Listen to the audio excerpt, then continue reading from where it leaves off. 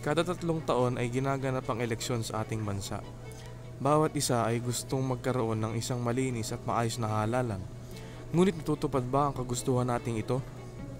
Tuwing eleksyon ay may nababalitaan tayong mga nandadayang politiko, nagkakaroon din ng gulo sa iba't ibang lugar at iba pa. Ngayong eleksyon 2013 ay maaari tayong gumawa ng iba't ibang bagay upang magkaroon ng malinis at maayos na halalan.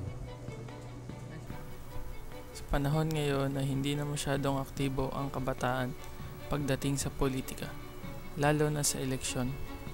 Ayon sa isang survey na isinagawa ng aming grupo, higit sa 55% ng mga bagong rehistradong mamboboto mula sa edad na 18 hanggang 21 ay hindi bumoto dahil sa iba't ibang dahilan. Malaking porsyento rin ang hindi nagbigay pansin sa mga pangangampanya at iba pang gawaing pang-eleksyon ng mga kandidato.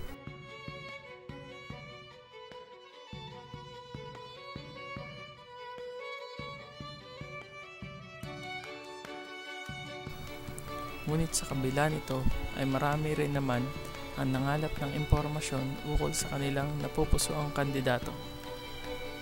Marami din sa mga kabataan ang nagsagawa at nakilahok sa mga kampanya laban sa pagbili ng boto o vote buying at mga flying voters at idinaan nila ito sa paggawa ng mga video.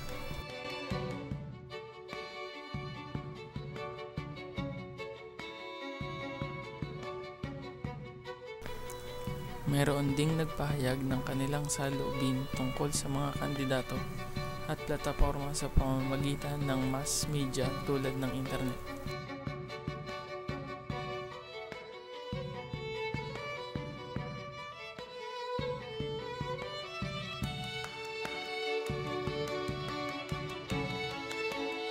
Ano ang pwede mong gawin upang maging malinis ang halalan? Pwede ako mag-volunteer at maging vote watcher.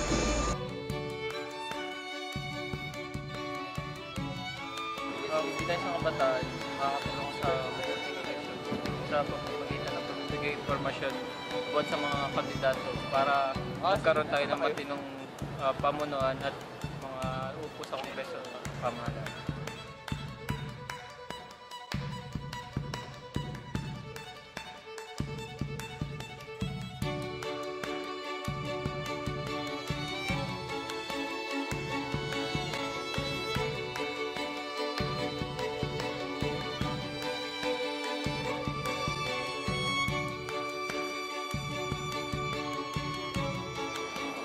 Maraming paraan upang makilahok tayo sa eleksyon. Isa na dito ang pagboto. Ito na rin ang pinaka-importanting paraan. Dahil ito ay isang karapatan natin na dapat nating maranasan.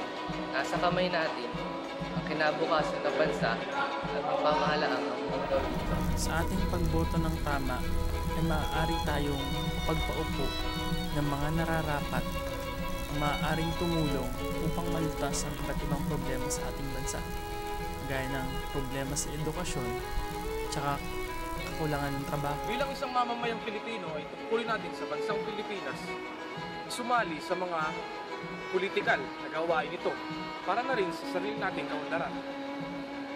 Ang boto ng kabataan ay maaaring magbigay at magdala ng malaking pagbabago sa ating bansa. Kaya mga mare at pare, kita-kits sa susunod na eleksyon ha. Hanggang sa muli nating pagkikita. Paalam!